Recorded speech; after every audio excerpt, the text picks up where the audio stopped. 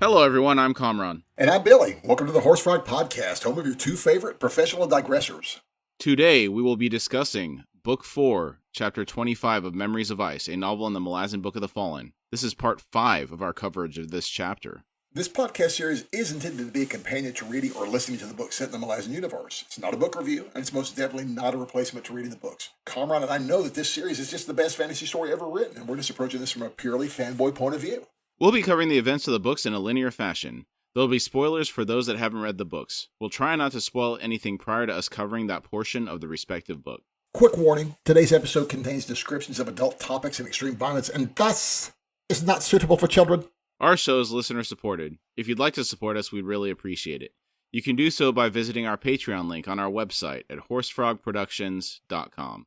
Currently, we're posting ad-free episodes on Patreon weekly. Also, we would really like to hear from you, and we really do mean that. So send any feedback or comments that you have to contact@horsefrogproductions.com. All right, Chapter 25, Part 5. We pick up the chapter with Perrin and Quick Ben. The warren flared, the three figures emerging from it spilling onto dusty gray earth in a tangle. Perrin rolled clear of Quick Ben and the seer as sorcery roiled around the two grappling men. As Perrin drew his sword, he heard the Jagoot shriek. Black webs raced, wrapped tight around the thrashing seer. Gasping, Quick Ben kicked himself away, the finest in his hands. Crouched on the Jagoot's chest was a tiny figure of twigs and knotted grasses, cackling with glee. I know this is a serious moment, but Quick Ben coming away from this little scuffle with the finest in his hands gave me a brief flash of two toddlers fighting over a toy. That's a very appropriate image. In some way, I always see Quick Ben this way in his quest for knowledge/power, or I think it's just mostly knowledge. But he's very much like a toddler scrabbling over his ill-gotten gains, isn't he? Does he seem possessive of the knowledge that he has? I guess he is. He's pretty cagey with what he knows. He doesn't really share a lot with people. He doesn't, but he seems to be working for the greater good. Thankfully. I got no greater good response on that one, okay? I was going to shock the greater good. So there was a sermon 2 weeks ago at my church, and my preacher kept saying something about the greater good, and it was so hard for me to go with the greater good. Every time he said the greater good, the greater good. Perrin said, "Who in Hood's name?" but was cut off as a massive black shape exploded from the portal with a hissing snarl. Perrin cried out, wheeled, sword swinging in a desperate horizontal slash, which bit muscle, then bone. A paw hammered Perrin's chest, throwing him from his feet. Quick Ben frantically shouted, "Stop, you damned cat!" The shout was punctuated by a sorcerous detonation that made the panther scream in pain. Quick Ben gasped, "On your feet, Perrin, I've nothing left." Perrin thought, "On my feet? Gods, I feel broken into 1,000 pieces, and the man wants me on my feet." Somehow he pushed himself upright, tottering as he faced the beast once more. It crouched 6 paces away, tail thrashing, coal-lit eyes fixed on his own. It bared its fangs in a silent snarl. From somewhere within the captain emerged an answering growl, deeper than a human throat could manage. A brutal strength flowed into him, stealing from him all awareness of his own body, except that now he realized he was, somehow, on eye level with the gigantic panther. He heard Quick Ben's ragged whisper behind him, "Abyss below." The cat, ears laid back flat, was clearly hesitating. Perrin thought, what in Hood's name is it seeing? Do you think Perrin actually transformed into a hound here? I'm curious what this looks like in your head, because I see it more as a double image where there is the spirit of the Hound of Shadow manifesting, but Perrin's corporeal form is still there. Yeah, that's exactly how I imagine. I can see this doubling, but maybe he swole up a little bit because he felt like he was at eye level with her all of a sudden. So maybe he got a little bit of height, maybe just a little bit. But I'm like you, I can see the shadow kind of hound over him, like an overlay. You know what I'm saying? Yeah, it's almost like he's transferring into that spirit version of it or something. Yeah. I guess it would be actually there, though, because we've seen it in the past where it affects things that happen in this plane of existence. So, I don't know. Yeah. I wonder how other people see it. Yeah, good question. Share your comments and thoughts with us at horsefrogproductions.com on how you think it looked. Quickben snapped, Bonecaster, hold. Look around you. See where we are. We're not your enemies. We seek what you seek. Here. Right now. The panther drew back another step, and Perrin saw it tensing for a charge. Quickben cried, Vengeance is not enough! The cat flinched. A moment later, Perrin saw its muscles relax. Then the entire beast blurred, changed shape, and a small, dark, heavy-boned woman stood before them. On her right shoulder was a deep gash, the blood freely flowing down to paint her arm, dripping from her fingertips to the dusty ground. Black, extraordinarily beautiful eyes regarded him. Perrin slowly sighed, felt something subside within him, and he could sense his own body once more, limbs trembling, sword grip slick in his hand. Kilava asked, Who are you? Perrin shrugged. Her gaze dismissed him, lifted past him. She said, Mourn. Perrin slowly turned. He felt the rent like a physical blow against his heart. A welt in the air, almost within reach of the ragged roof of an abandoned tower. A wound, bleeding pain. He thought, such pain. In eternity, gods below, there is a soul within it, a child, trapped, sealing the wound. I remember that child, the child of my dreams. I wonder if people that are not attuned to magic can detect anything here. Probably not. That would be my guess. But he is, the problem with, it's not a problem, but Perrin is, he's just newly kind of just figuring out what's going on with being the master of the deck. I think Talk could see it as well, and he had that second sight with his eye that was missing, so he was attuned. Yeah. I don't know that we've had any other examples of anyone that's not a magic wielder saying they've seen it. Well, we've seen a similar rant when we were on the... Solanda. Yes. Remember the IMAS fake out in the... Yeah, the IMAS fake out. Yeah. So... Let's refresh everybody's memory what that is in case they forgot. Oh, yeah, sorry. It was an incredibly touching moment where the IMAS that were on board the ship on the Solanda, Culp, Stormy, Gessler, Felicin, Hebrick was on it, right? Yes. Bowden and Hebrick, yeah. There was a rent in the sky in this warren that they're in. One of the Bonecasters volunteers to go up and seal the wound. And we were like, man, what a sacrifice. This guy. Come to find out, this dude stole one of the heads off the Solanda, one of the disembodied, eternally suffering Tistandi heads off the deck, and used that likely to seal the wound. So that was pretty messed up. But what I was getting at is in that scenario, I feel like, because Felicin at that point, and even Bowden, I don't know if they're necessarily attuned to magic, but I feel like they could see that rent. I think normal humans could see the rent if you were physically possible, but people that are magic users or wielders or sensors can probably sense it from miles and several hundred miles away, if not thousands of miles away. Okay, that's a good way to distinguish it, whether it's visually there or whether they can sense it as well. Okay, that makes sense. Yeah. Quickben had regained his feet, stood looking down on the magically imprisoned seer, the stick snare crouched on the man's chest. The Jagoot, unhuman eyes filled with terror, stared back up at him. Quickben smiled and said, You and I, seer, we are going to come to an arrangement. He still held the finest and now slowly raised it and continued. The matron's power resides within this egg, correct? A power unable to sense itself, yet alive nonetheless. Torn from the body that once housed it. Presumably it feels no pain. It simply exists, here in this finest, for anyone to use it. Anyone at all. The Jagoot's eyes widened with fear. He gasped, No, the finest is aspected to me alone, you foolish. Quickben cut him off. Enough of the insults, seer. Do you want to hear my proposal? Or will Perrin and I simply step back and leave you to this Bonecaster's tender talons? Kilava approached them and asked, What do you plan, wizard? Quickben glanced back at her, then said, An arrangement, Bonecaster, where everyone wins. She sneered and said, No one wins. Ever. Leave him to me now. Quickben said, The Talan vow, is that important to you? I think not. You are flesh and blood. You did not participate in that ritual. She said, I am not bound to any vow. I act now for my brother. Perrin asked, Your brother? As he sheathed his sword and joined them. Kilava said, Onos Tul Lan, who knew a mortal and called him kin. Perrin said, I imagine such an honor is rare. But what has that to do with the seer? She looked down at the bound Jagut and said, to answer the death of Tok the Younger, brother to Onos Tulan, I must kill you, seer. Perrin stared, disbelieving the name he had just heard.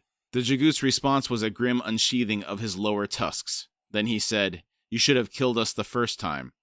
Yes, I remember you. Your lies. Quickben asked, Tok the Younger? From One Arm's host? But, Perrin cut in, he was lost. Thrown into a chaotic warren by Hairlock. Quickben scowled and said, to land in the seer's lap. That hardly seems... Kilava cut in. He appeared here at morn. The seer interrupted his journey north to rejoin his people, a journey that, for a time, he shared with Onos Tulan. The seer tortured the mortal, destroyed him. Perrin said, Tok's dead? His mind feeling rocked in every direction.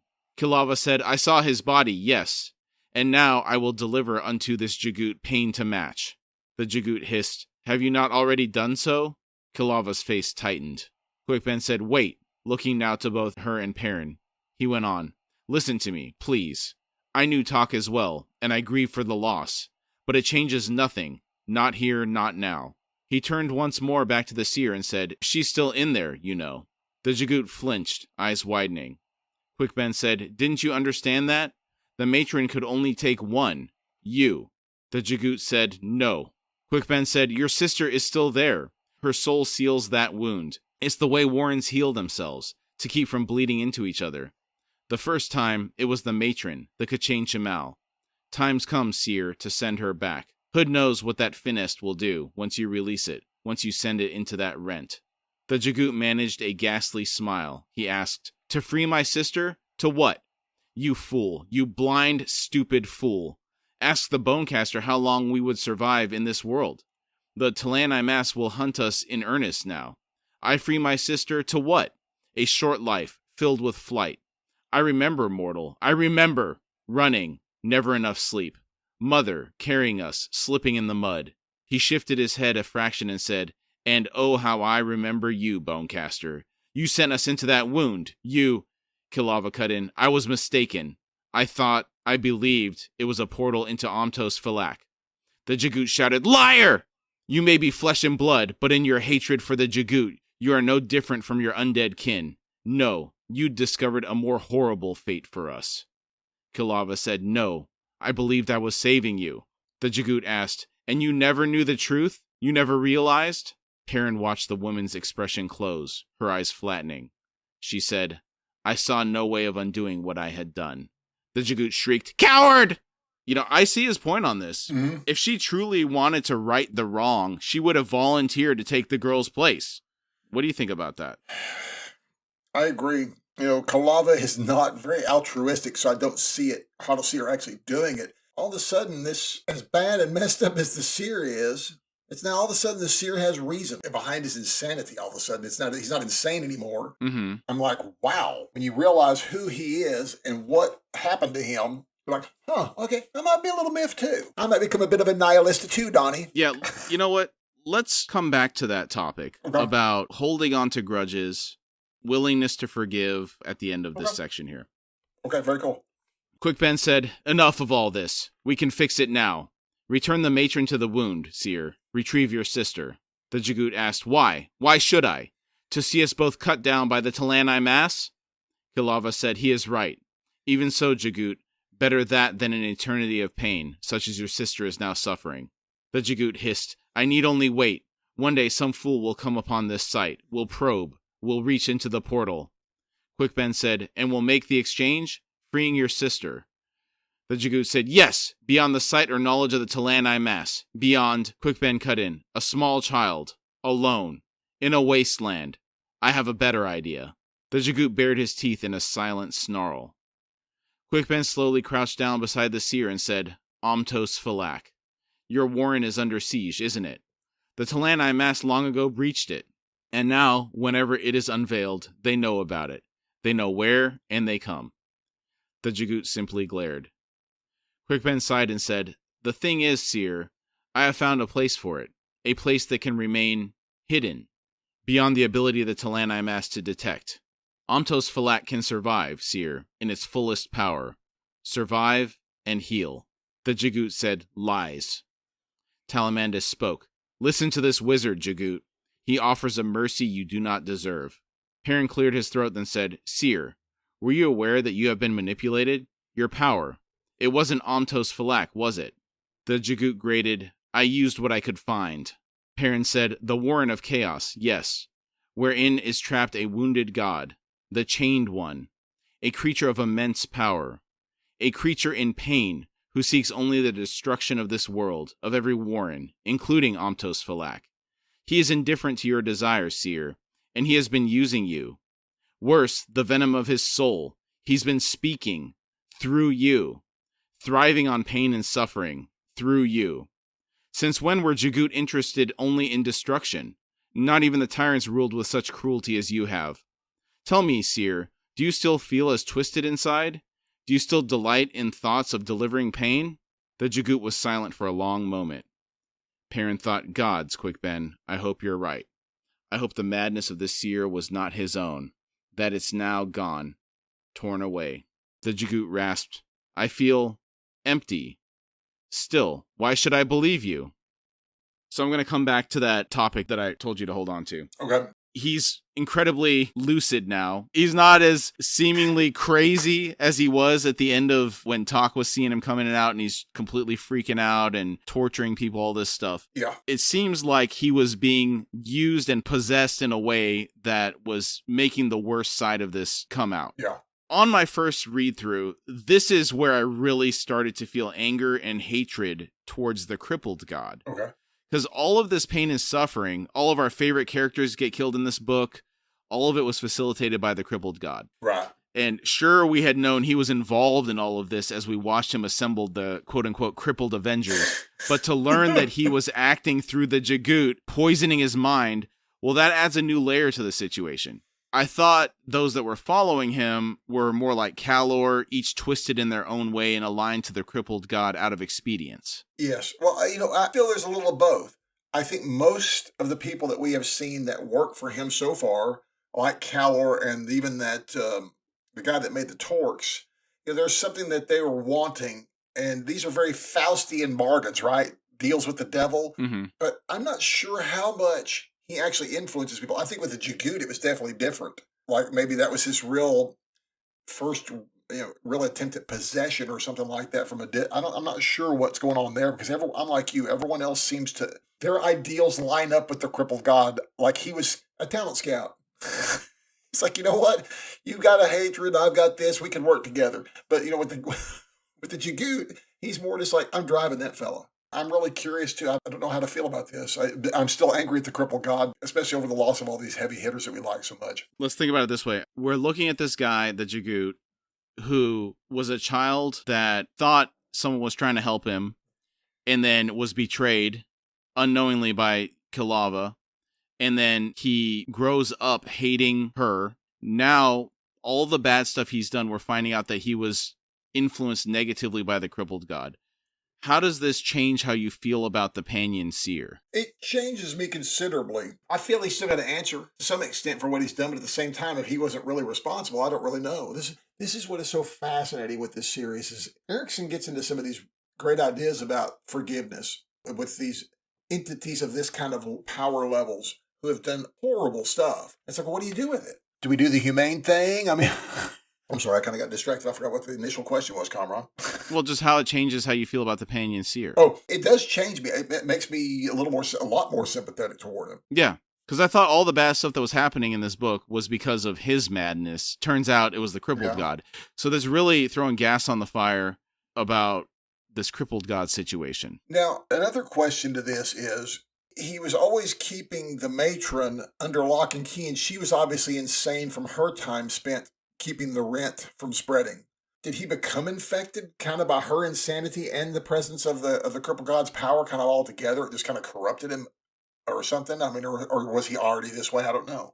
Or was the crippled god doing that to it? I remember he was talking about he was the first one that had to suffer her embrace. Yes. Eventually he got out. So that is going to take a toll. Yeah, it's brutal, dude. I am changed in how I feel toward him. Keeping that in mind, now first-time readers are probably feeling very similar to how I felt at this point about the crippled god. Keep this situation in the back of your mind as you go through the books and evaluate how you feel about the crippled god. Yes. Because this was a god who was ripped from his realm, ripped apart as he came to this place, chained in place, and is perpetually in pain and suffering. He didn't ask to be there. Yep. And it's been a long time here, too. Yeah. Perrin studied the Jagut, then said, "Release him, quick." Quick Ben said, "Now? Wait." Perrin said, "Let him go. You can't negotiate with a prisoner and expect him to believe a thing you're saying. Seer, the place Quick Ben has in mind, no one will be able to manipulate you there. And perhaps more importantly, you will possess the opportunity to make the chained one pay for his temerity. And finally, you will have a sister, still a child, who will need to heal. Seer, she will need you." Kilava said, "You hold too much to this Jagut's still retaining a shred of honor, integrity, and the capacity for compassion. With all that he has done, whether by his will or not, he will twist that child, as he himself has been twisted." Perrin shrugged and said, "Fortunate for that child, then, that she and her brother will not be entirely alone." The seer's eyes narrowed. He asked, "Not alone?" Perrin said, "Free him, Quick Ben." The wizard sighed, then spoke to the stick snare crouching on the Jagut's chest. "Let him go, Talamandus." Talamandus said, "We'll likely regret it," then clambered off. The sorceress web flickered, then vanished. The Jagut scrambled to his feet, then hesitated, eyes on the finest in Quick Ben's hands. Finally he looked to Perrin and whispered, "This other place. Is it far?" I thought it was good on Perrin for recognizing that the Jagut wouldn't respond positively to them as long as he was bound by Talamandus. Yeah, absolutely. I agree wholeheartedly because it's an act of good faith on Perrin's behalf and Quick's behalf. Do you think that's the adjunct's assistant training that they have for hostage negotiation or something? You know, it could be. It could be. The special school. Oh, man. The Jagut child, a girl of but a handful of years, wandered from the wounded Warren as if lost, her small hands folded together on her lap in a manner she must have learned from her long-dead mother. A small detail, but it granted her a heartbreaking dignity that started tears in Perrin's eyes. Kilava whispered, "What will she remember?" Quick Ben said, "Hopefully, nothing. Talamandus and I will, work on that." A soft sound from the seer drew Perrin's attention. The Jagut stood, trembling, unhuman eyes fixed on the approaching child, who had now seen them, yet was clearly seeking someone else, her steps slowing. Perrin said, "Go to her." The Jagut said, "She remembers a brother." Perrin said, "So now she finds an uncle." Still the Jagut hesitated. He said, "We Jagut are not known for compassion among our blood-tied, our kin." Perrin grimaced. He said, "And we humans are? You're not the only one who finds such things a struggle. There's much you have to repair, Panyan, starting with what is within yourself, with what you've done. In that, let the child, your sister, be your guide. Go, damn you, you need each other." He staggered forward, then hesitated once more and swung back to meet Perrin's eyes. He said, "Human, what I have done to your friend, to talk the younger, I now regret." His gaze shifted to Kilava, then he said, "You said you have kin, Bonecaster, a brother." She shook her head, as if anticipating his question. She said, "He is Talani Mas, of the ritual." The Jagut said, "It seems, then, that, like me, you have a great distance to travel." She cocked her head and asked, "Travel?" The Jagut said, "This path to redemption, Bonecaster. Know that I cannot forgive you, not yet." She said, "Nor I you." He nodded, then said, "We both have learning ahead of us." With that, he turned once more. Back straightening, he strode to his sister. She knew her own kind, and had not yet been shorn of her love, her need for kin. And, before Panyan began lifting his hands towards her, she opened her arms to him. We are taken somewhere else. The vast cavern's rippled, curved walls streamed watery mud. Perrin stared up at the nearest diamond-studded giant with its massive arms raised to the ceiling. It seemed to be dissolving before his eyes. The infection in Byrne's flesh was all too apparent as inflamed streaks radiating away from a place almost directly above them. The giant was not alone. The entire length of the cavern, in each direction for as far as the eye could see, revealed more of the huge, childlike servants. If they were aware of the arrival of newcomers, they showed no sign. So we come full circle. back to the beginning of the book. I love this image of the endless cavern underneath the earth held up by these elemental-like creatures. Oh, yeah, this is a fantastic image, dude. This needs one of the old school artists like the Sweets or somebody that used to do like all the Tolkiens in the 70s. Something real masterful and beautiful needs to be painted for this one. I get a real Thomas Covenant vibe from this one for some reason. Yeah, there is some weird stuff with the earth in those Thomas Covenant books. So yeah, it does touch up on those for me as well, especially when you point it out. I'm like, yeah, very much so. Very, very much so. Reminds me of the Jaren. There's a race of people called the Jaren that are kind of ruined humanoids that are mud people, literally, in that Covenant series, in the second series. This imagery of being inside of the earth really ties me to that bad. I mean, very much so. Thank you for tying that for me. I like that. That was nicely done, sir. Oh, thanks. I love that. I'm sorry. I love that series. I know it's a hard one for some people to take, but I love that series. It was a hard one for me to take. I think what it was for me in particular, as a young man growing up, everything was essentially Lord of the Rings or a ripoff or derivative of that. And there were some other ones that were okay, and they were good derivatives, but that was so original. And that's why it's always stuck with me and why I've always gone back and read them. They still hold up, but I am more angry about them now. So I don't reread them much as I get older. Mm-hmm. Kilava murmured, "She sleeps, to dream." Quickben shot her a look, but said nothing. He seemed to be waiting for something. Perrin glanced down at Talamandus and asked, "You were Barghast once, weren't you?" Talamandus said, "I still am, Master of the Deck. My newborn gods are within me." Perrin thought, actually, there's more of Hood's presence within you than your Barghast gods. But he simply nodded and said, "You were the reason why Quickben could use his warrants." Talamandus said, "Aye, but I am much more than that." Perrin said, "No doubt." Clearly relieved, Quickben announced, "Here she comes." Perrin turned to see a figure approaching down the long, winding tunnel. Ancient, wrapped in rags, hobbling on two canes. Quickben called out, "Welcome! I wasn't sure." The witch said, "The young lack faith, and you, Desert Snake, are no exception." I love how she calls him Desert Snake. That's so good. I do too. I love that too. She leaned on a single cane and fumbled in the folds of her cloak for a moment, then withdrew a small stone. She said, "You left me this, yes? Your summons was heard, wizard. Now, where are these fell Jagut? Ah, and a bonecaster soul-taken, too. My, such extraordinary company. What a tale it must be that has seen you all brought together. No, don't tell it to me. I'm not that interested." I love how some people get to this when they get old. Straight to the point, no pleasantries. I agree. I just love that response. It must be a great story. No, I don't want to hear it. It's like, no, I don't want to hear it either. But I love it. You know, somebody's eyes were widening, getting excited to tell a story, and then they just got deflated immediately. The witch halted in front of the seer and studied the child in his arms for a moment before lifting her sharp gaze. She hissed, "I am an old woman, chosen by the sleeping goddess to assist you in the care of your sister. But first, you must unveil your warren. With cold, you shall fight this infection. With cold, you shall slow the dissolution, harden this legion of servants. Omtos Falak, Jagut. Free it. Here. Burn will now embrace you." Perrin grimaced and said, "That's a poor choice of words." The ancient witch cackled and said, "But words he will understand, yes?" Perrin said, "Not unless you plan on killing him." The witch said, "Don't be pedantic, soldier. Jagut, your warren." Panyan nodded, unveiled Omtos Falak. The air was suddenly bitter cold, rime and frost misting the air. Would you say the earth at the feet is limed in frost now? Horror frost even? Oh, absolutely. In the true Eriksonian sense, absolutely.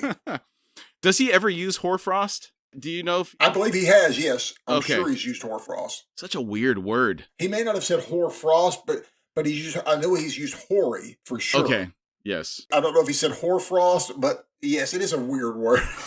For clarity, that is Hoar frost. Yes. Quickben was grinning. He said, "Chilly enough for you, witch?" She cackled again and said, "I knew you were no fool, Desert Snake." Quickben said, "Truth to tell, I'll have to thank Picker for giving me the idea. The night I crossed paths with the crippled god. That, and your hints about the cold." The witch twisted to glare at Kilava. She snapped, "Bonecaster, heed my words well. This warren is not to be assailed by you or your kin.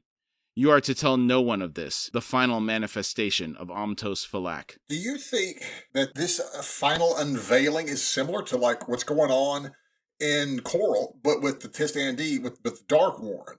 But it's just Amtos Falak is now just alive now in the heart of Burn? Oh, that's an interesting point. Now that you mention it, it does seem almost the same because they're kind of overlapping with each other, right? They're bringing it here to the point where it's permanently chilling Burn's flesh, which is in the warren of Burn, right? Yeah. Wow. Yeah, I guess you're right. They're basically the same thing. And he does this a lot, dude. Every book, he always got some weird mirror to some event, and it's always real slight, and you have to think, it's so funny how we see these as we go through these books. Do you recall what the other one was? It seems like for every major plot point he has, it's almost like he has it. I'm going to use the word antiphonal. Do you know what I mean? Like a response. He has a responding phrase, and it's sometimes mirrored by some other character, and it's done so many times through the books. It's hard to lay your finger on specific instances because it's something that you and I just started discovering as we went through this series. You're like, wait, this is so similar to what just happened earlier in this book. And he does that several times. I mean, it happens. I'm sorry, I can't call specific instances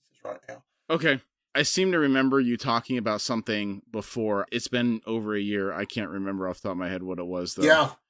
Kilava said, I understand you, witch. I begin here my own path to redemption, it seems. I have defied my own kin enough times to suffer few pangs doing so once more. She turned to Quick Ben and said, And now, wizard, I would leave. Will you guide us from this place? Quick Ben said, No, better the master of the deck lead us out. That way, there will be no trail. Perrin blinked. He said, Me?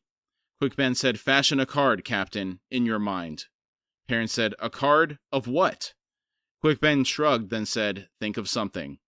I really do love how we're brought all the way back to the beginning of the book with this conclusion to the story of the Jagut children from the prologue. Yes. It's so satisfying because you kind of forgot about these poor victims until we're come back to, like, man, that's right. And to see this kind of thing taken care of and resolved and kind of what appears to maybe be a happy ending, at least for a couple of folks, maybe, it's really cool to see. It's been a hard-fought battle. Yeah, seeing Quick Ben find a solution to this horrible situation, it's really incredible. So many different things had to be in place for this to come together. I agree wholeheartedly with that. Seeing the brother and sister reunited and safely hidden away from the remaining Talani mass is about as happy of an ending as we could have hoped for in this scenario. Yes, agreed. And the other thing that was really wild that just popped up in a kind of I just overlooked it until we were doing the show tonight is the fact that, was it Perrin or Quick that stumbled upon that? Quick stumbled upon the fact that the Jagut can never get away from the Talani mass because they can sense anytime they unveil their warren. That's brutal. That's nasty. He said they breached their warren. So, man, the Talani mass were just a force to be reckoned with, dude. Yeah, I still think the Jagut got the raw end of the deal there. Like, just because a couple of them were bad, the Talani mass decided to genocide the rest of them, it's not right. Yeah, it's not right. I agree. Yeah, the Talani mass were a little enthusiastic in that, they could have just like, let's just deal with one or two of these fellas and let's, move along. But no, take care of them all. It's mentioned about why the Talani did this to some extent. They must have lost billions. Maybe that's why they were so eager to wipe the Jagut out completely, because it said every time they'd do one of those ice wall things, man, they'd just extinguish, millions of people just by starving them, and other things happen to the food supply. So it's a little overkill, I agree. Mm-hmm. I understand, I guess, to some extent, why they would go so hard for the Jagut.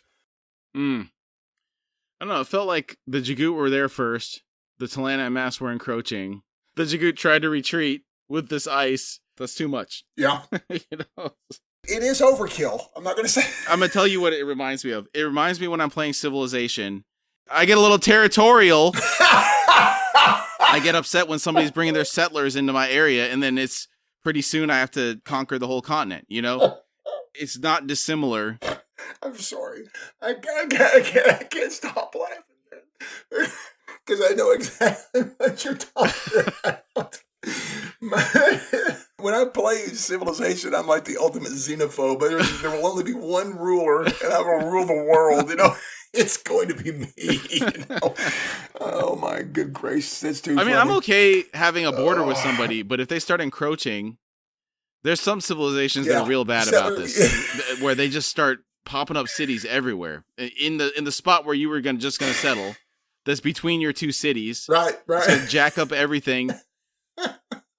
Yeah.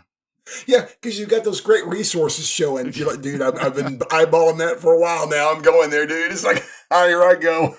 Time to rain the nuclear fire when that happens, isn't it? Oh, man. Oh. We were taken to Gruntle. Soldiers had drawn the 3 bodies to one side, covered them with standard issue rain capes. Gruntle saw Corlat standing near them, her back to him. He stood near the side closest to the trader road, beyond which he could see lay Ikovian, motionless, forlorn in the distance. The Talan Imass were gone.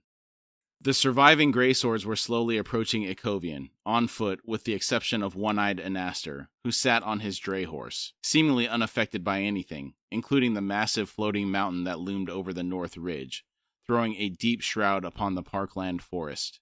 On the hilltop, facing the dark city, stood Caladan Brood, flanked by Humbrol Tar on his right, Hitan and Kafal on his left. Gruntle could see, emerging in a ragged line from the north gate, Dujek's surviving army.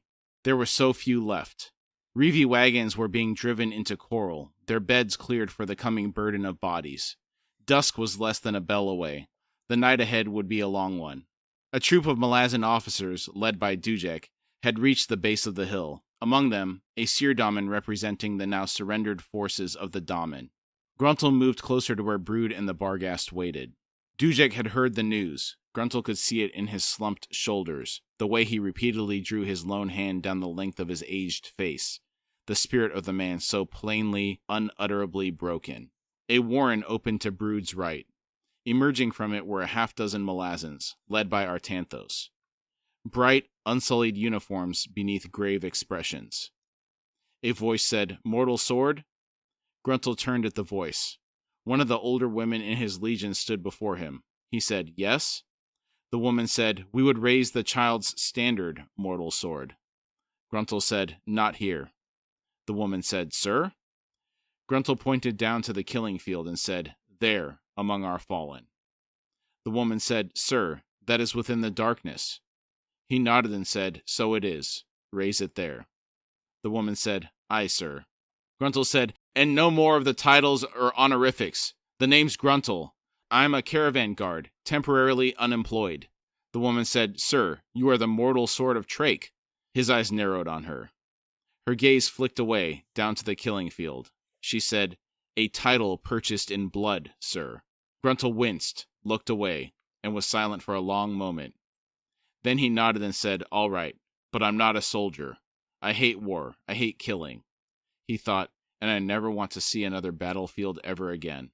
To that, she simply shrugged and set off to rejoin her meager squad. Gruntle returned his attention to the gathering of dignitaries. Taishran was making introductions. Ambassador Aragan, a tall, battle-scarred man who seemed to be suffering from a headache, here to speak on behalf of Empress Lysine regarding the governance of Black Coral, a handful of hangers-on. Brood replied that the formal negotiations would have to await the arrival of Animander Rake, who was expected shortly. Gruntle's gaze returned to Dujek, who had just arrived with his officers. The High Fist's eyes were fixed on Corlat at the far end, and on the 3 covered bodies lying in the grasses. The rain still falling, the stench of burning heavy in the air, a shroud descending. Gruntle thought, "Aye, this day ends in ashes and rain." In ashes and rain. Who would have thought Gruntle had a poetic side as well? Right? Kind of surprised there. Yeah. Quite touching. We are taken somewhere else. Running. Memories echo of glory and joy. He rode the sensation, the flight from pain, from prisons of bone, from massive arms damp and scaled, from a place without wind, without light, without warmth. From chilled meat, pale, boiled black, charred. From numbed, misshapen fingers pushing the morsels into a mouth that, as he chewed, filled with his own blood. From hard, cold stone with its patina of human grease. Flesh fouled, the stench of smeared excrement. Running. An explosion of pain, swallowed in a sudden rush. Blood in veins, breath drawn ragged, yet deep, deep into healthy lungs. He opened his lone eye. Tok looked around. He sat on a broad-backed horse. Gray-clad soldiers surrounded him, studying him from beneath war-worn helms. He thought, I am whole. Hail. An armored woman stepped forward and asked, "Would you leave your god now, sir?" He thought, my god? Dead flesh clothing, hard Jagut soul. No, not a god. The seer, fear-clutched, betrayal scarred. My god? Running, freed, the beast, the wolf. Tog, my namesake. That's interesting. Tok was named after Tog. What a coincidence. I'm not seeing it much of a coincidence here, do you? I think it's very interesting, though. It makes me think of how much is actually determined beforehand. Yeah. You know, that's too much of a coincidence. It's a little predestination here for poor Tok. The armored woman said, "He has delivered you, sir, yet would make no demands. We know that your soul has run with the wolf gods, but you are once more in the mortal realm. The body you now find yourself in was blessed. It is now yours. Still, sir, you must choose. Would you leave your gods?" Tok studied his own arms, the muscles of his thighs, long-fingered hands. He reached up, probed his face, a fresh scar taking the same eye. No matter, he'd grown used to that. A young body, younger than he had been. He looked down at the woman, then at the ring of soldiers. He said, "No." The soldiers lowered themselves to one knee, heads bowing. The woman smiled and said, "Your company welcomes you, mortal sword of Tog and Fanderay." Tok thought, mortal sword. Then I shall run once more. Now that is interesting. Mortal sword of Tog and Fanderay, and a member of the Grey Swords. Tok finally gets a win. Boy, it's nice to see, especially after, I was really worried after his quote-unquote death earlier on in this chapter. I wonder what happened to whatever force was animating Anastar's body. I hesitate to call it a spirit or a soul because it was apparently empty, the husk of a body. Right? Is this a scenario like Silver Fox where Tok and whatever that was are bound together? Or is Tok the new software installed and the old software is gone now? Well, I believe this is a clean install. The hard drive has been government wiped. Oh, dude. And he's just, he's freshly installed here. You got me with the government wipe because, okay, my dad. Every time he formats a hard drive, it's got to be the DOD wipe tool. Right. How many hours does it take to do that? I don't know. Hard drives are bigger now than they were back when I was watching him do it, so it's been a while. Word. That's too funny, man. Yeah. In the Warren of Talon, Lannis Tog led Silver Fox to the edge of a broad valley. Filling it, the gathered clans of the Talani mass, standing, motionless. Silver Fox thought, yet different. Unburdened? Pain and regret filled her. She thought, I have failed you all, in so many ways. Pran Cole strode forward and tilted his head in greeting. He said, Summoner. Silver Fox realized she was trembling. She said, Can you forgive me, Pran Cole? Pran Cole said, Forgive? There's nothing to forgive, Summoner. Silver Fox said, I'd never intended to deny your wish for very long. Only until... Pran Cole said, We understand. You need not weep, not for us, nor for yourself. I need to pause here for a second. I still don't understand why that initial meeting with the Talani mass had to be so combative. She didn't have to say no to their request to be freed with such finality. A little communication goes a long way. Yeah. She could have just said, look, can you give me a couple weeks? Yeah. What's a couple weeks in 300,000 years? Yeah, 300,000 years, dude. A few weeks ain't gonna kill you. It's like, just give me a few. It would have gone a long way for some goodwill between the IMAS and her. But I'm glad to see something here. I'll wait till we get there at least. Yeah. I do appreciate the fact that she is asking for forgiveness here. At least she recognizes the error of her ways. Yeah, because I wasn't sure. For some reason, previous reads, because of being struck so negatively by her, she just disappears from the pages of the book from me in my mind at a certain point. I don't recall this apology, and this goes a long way to salve my wounds, as it were, with her. Yeah. Silver Fox said, I will free you now, as I have done the Talan A. I will end your vow, Pran Cole, to free you through Hood's Gate as you wished. Pran Cole said, No, Summoner. She stared, shocked, silent. Pran Cole said, We have heard Lannis Tog, the warrior at your side. There are kin, Summoner, who are being destroyed on a continent far to the south. They cannot escape their war. We would travel there. We would save our brothers and sisters. And this goes to your previous point. They would have happily granted her an extension. Right. It's like, not a problem. We're cool. We're going to do this, and then we'll come back. Can I get an IOU on that? They're cool, man. They're very cool. I thought that there might be some disgruntlement. No, they seem to be really puzzled, genuinely puzzled that she feels this way almost. Pran Cole continued, Summoner, once this task is completed, we will return to you, seeking the oblivion that awaits us. Silver Fox said, Pran Cole. Her voice broke as she went on. You would remain in your torment. Pran Cole said, We must save our kin, Summoner, if we are so able. Within the vow, our power remains. It will be needed. She slowly drew herself up, stilled her grief, her trembling. She said, Then I will join you, Pran Cole. We, Nightchill, Tattersail, Bellardan, and Silver Fox. The Bonecaster was silent for a long moment. Then he said, We are honored, Summoner. Silver Fox hesitated, then said, You are changed. What has Ikovian done? A sea of bone-helmed heads bowed at mention of that name, and seeing that stole the breath from her lungs. She thought, By the abyss, what has that man done? Pran Cole was long in replying. Finally he said, Cast your eyes about you, Summoner, at the life now in this realm. Reach out and sense the power here in the earth.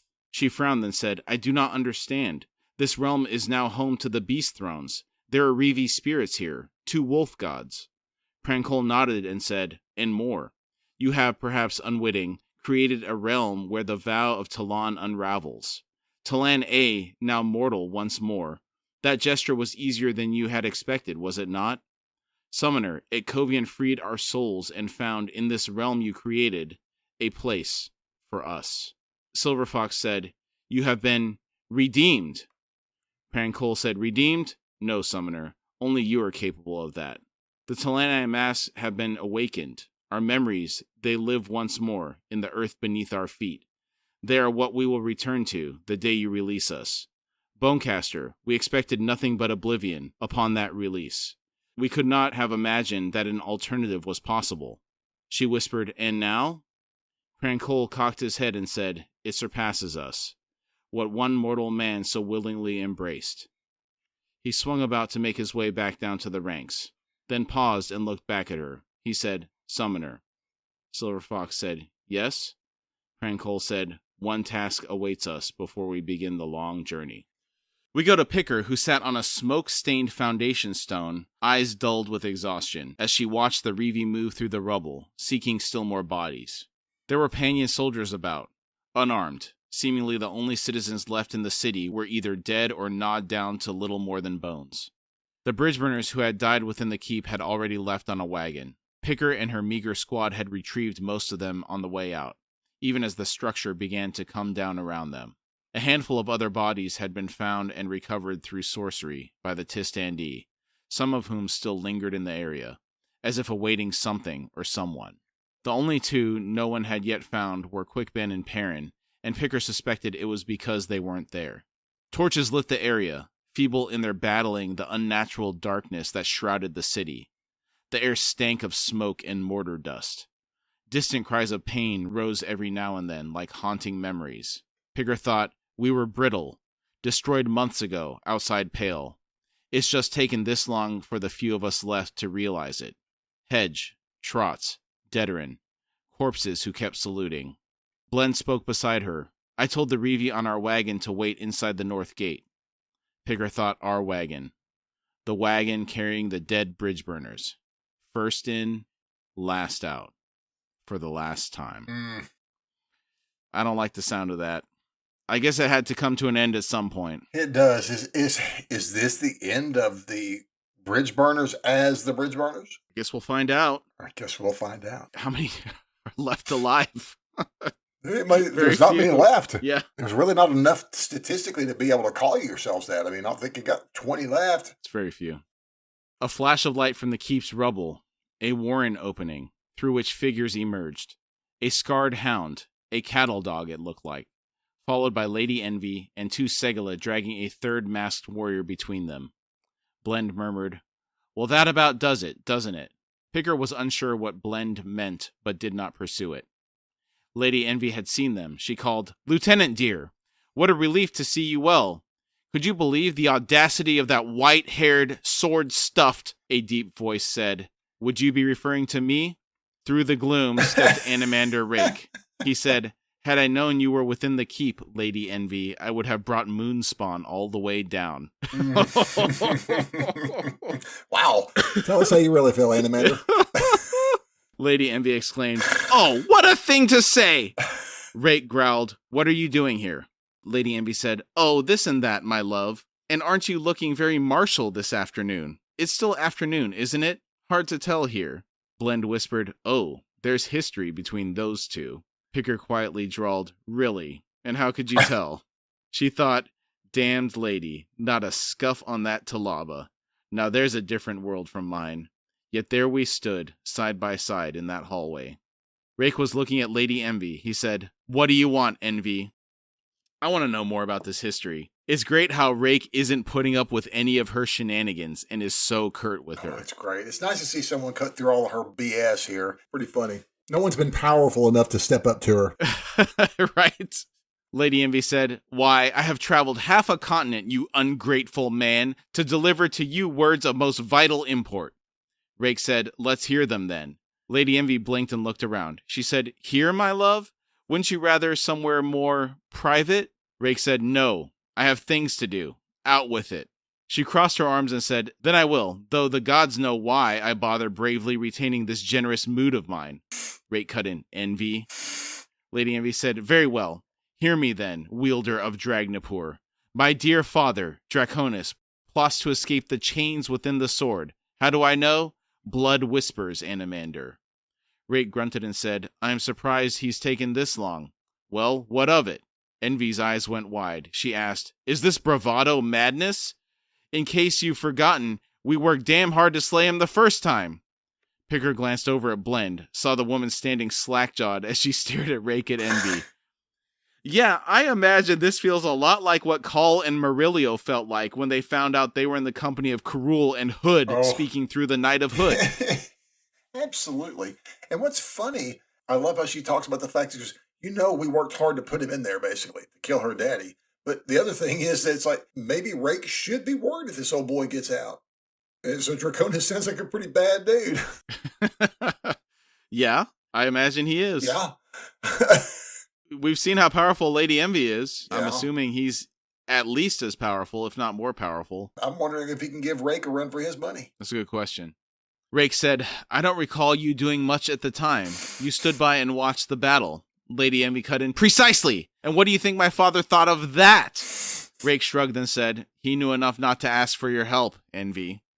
Wow. In any case, I heed your warning, but there is scant little I can do about it, at least until Draconis actually manages to free himself." And that is a good way to look at it. Focus on what you can control. Don't sit and worry about things you can't do anything about. That's right. Do what you can do. I agree with you. I love that. That's the best way to look at it. Lady Envy's dark eyes narrowed. She said, "Tell me, my dear, what, if anything, do you know of the Master of the Deck?" Rake's brows rose. He said, "Gano Isparin, the mortal who walked within Dragnapur? The one who sent the 2 Hounds of Shadow into Kurald Galane's gate?" Lady Envy stamped her foot and shouted, "You are insufferable!" Rake turned away and said, "We've spoken enough, Envy." Wow. Dismissed. Don't make him say it twice. Lady Envy shouted, "They will seek a way to break the sword." Rake said, "Aye, they might." Lady Envy shouted, "Your very life totters on the whim of a mortal man." Rake paused and glanced back at her. He said, "I'd best step careful then, hadn't I?" A moment later, he continued on into the loose crowd of Tistandi. Hissing in exasperation, Envy set off in pursuit. Observe how much she wants his attention and how he has no time for her. It's great. Yes. If these two were in some type of relationship in the past, I bet that breakup was quite a spectacle. Oh, I bet there were some new mountain ranges created in that breakup. man. I have a suspicion that we were talking about this earlier where like she's physical perfection, but her personality is terrible. So selfish. Awful. Maybe he was drawn in by her beauty if they were in a relationship. Right. And then he got to know her and he's like, it's just not worth it. There's nothing there. Maybe he just used her to get close to her daddy. Oh, interesting.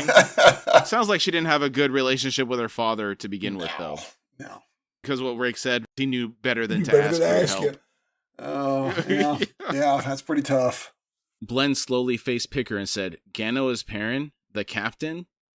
Picker said, mull on it some other time. Either way, in the end, it's nothing to do with us. She slowly straightened and said, gather him up, Blend. We're for the north gate. Blen said, aye, sir. Shouldn't take long. Picker said, I'll be at the arch. Blen said, Lieutenant?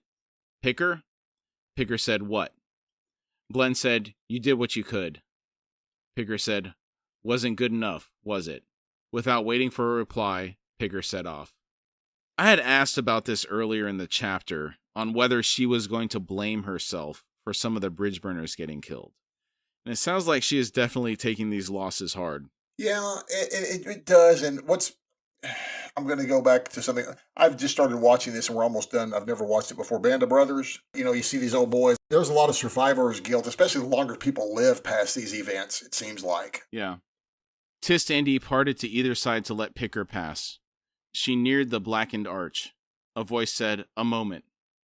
Picker turned to see Rake approach. Picker's eyes involuntarily shied from the Tist Andy's hard, unhuman gaze. He said, I would walk with you. Unsettled by the attention, she glanced back at Lady Envy, who was now busy examining the unconscious Segala warrior. Picker thought, you're a brave woman, lady. You didn't even flinch. Rake must have followed her gaze, for he sighed and said, I've no interest in resuming that particular conversation, Lieutenant. And should she decide to awaken that Segala, and given her present mood she just might, well, I'm not inclined to resume that old argument either. Even Rake still is conscious of the issue with the Segala still wanting to hash out their ranks. Mm-hmm. He's considered, what, the 7th? Yeah, I think so.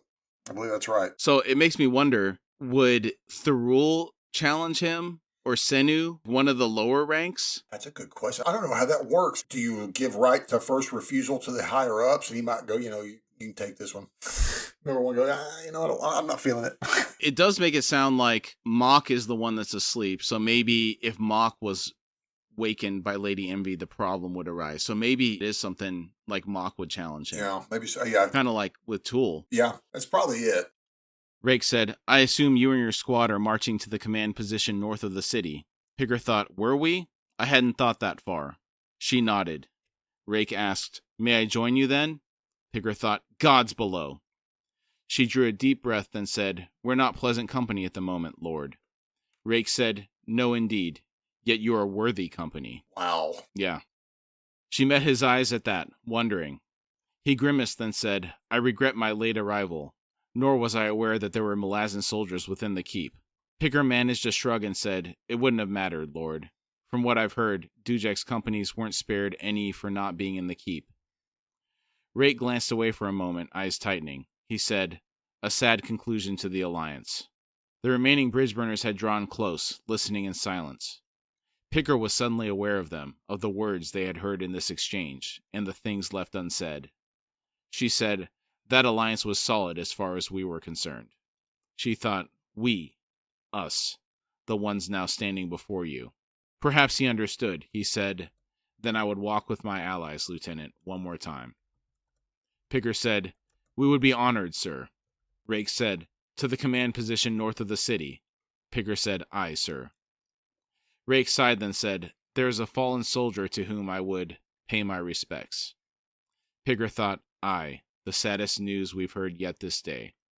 She said, as will we all, Lord. Rake stayed at her side as she walked, the 5 surviving soldiers of the bridge burners falling in behind them. I think this exchange says a lot about Rake's view of the Malazans. He didn't have to come down here and take the time to speak to them, or walk with them, but he did. Out of all the things he could be doing right now, this is the highest on his list of priorities. And for him to want to pay his respects to Whiskey Jack, again, it shows just how much he valued that friendship. Yeah, dude, it's really, really touching. This gets to me really here, and especially just the way he seems to respect the Malazans in this group here. How one of the more heavier hitters guy here can sit here and talk with just one of the soldiers from the Malazans and have respect for that dude. And it's just fantastic, dude. Absolutely amazing. And also props to Picker for how she handled this conversation. Yeah. It was very well done, even though she was a bit starstruck. Right?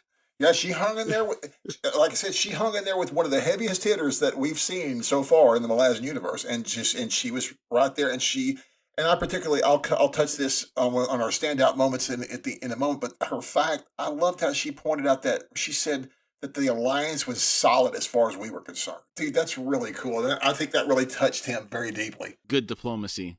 Yeah. Because it could have gone the other way. She could have said, if you had been here, Whiskey Jack wouldn't have died. Right. Stuff like that. No, she was great, man. She's a soldier, man. These guys that's the one thing about the bridge burners is they seem to understand that this sucks, but people are going to die.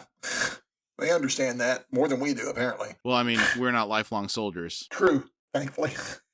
All right, we're going to stop there, and we're going to continue the chapter next week. For standout moments, Perrin again channeling the Hound of Shadow to fend off a threat.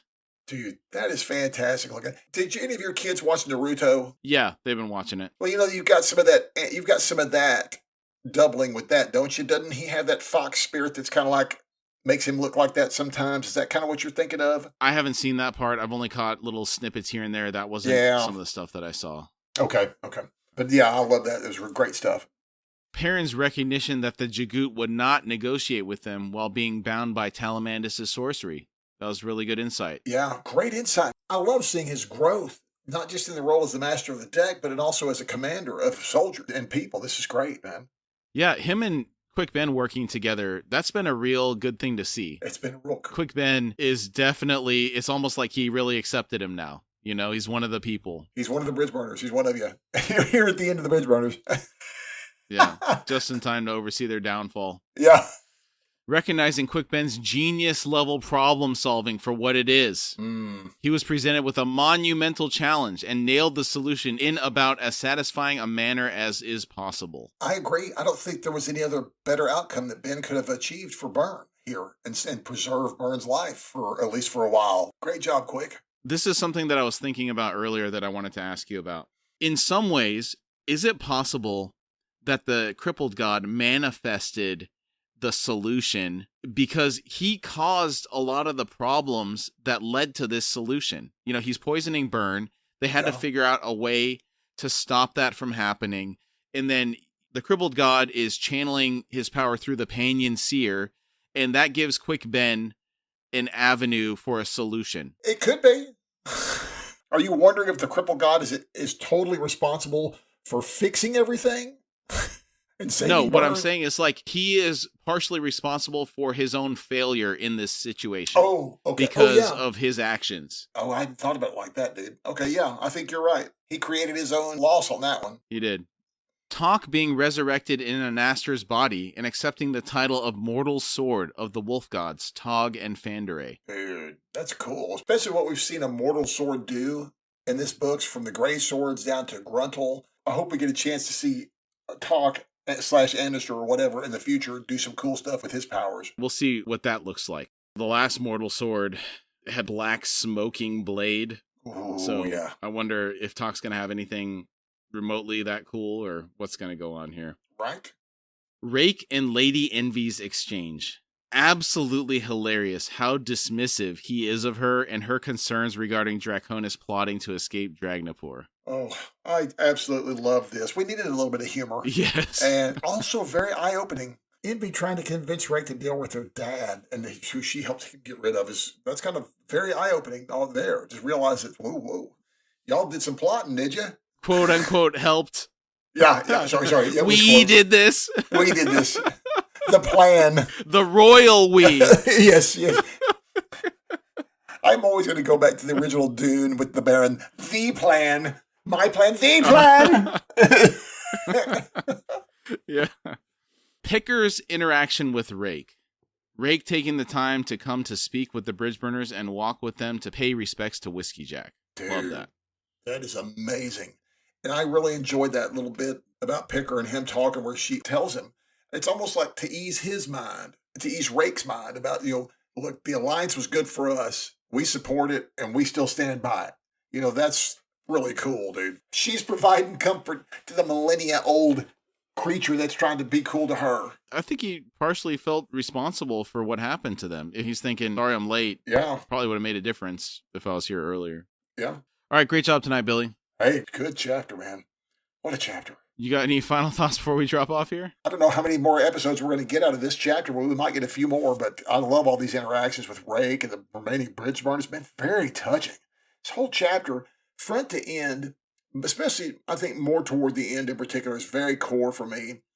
I think, in particular, Rake's interactions with the bridge burners always really gets to me in a very touching, personal way for some reason. I think a lot of that was centered around his interaction with Whiskey Jack. Did he really interact with anybody outside of Perrin? No. But also Picker right at the end here. He's such an unusual creature in the fact that he respects people, respects the humans, and he's going to come down here with these people and share some grief with them because he apparently loved Whiskey Jack. That was the only, to make a friend of these short-lived folks and to be Whiskey Jack, that's very impressive. And I think he kind of sees why he could have be friends with any of them because they're all remarkable people. These short-lived ones can be really amazing. Mm-hmm. Right. All right. Thanks, everybody. We'll see you next week. Hey, we'll see y'all next week. We thank you all for joining us today. Again, we'd really like to thank you for taking the time to be with us, and we've had a really great time talking about the topic today. If you would like to support our show, you can find us at horsefrogproductions.com, where you can find our Patreon link. Depending on the platform you're listening from, it may also be in the episode description. And if you'd like to contact us through email, it's at contact@horsefrogproductions.com.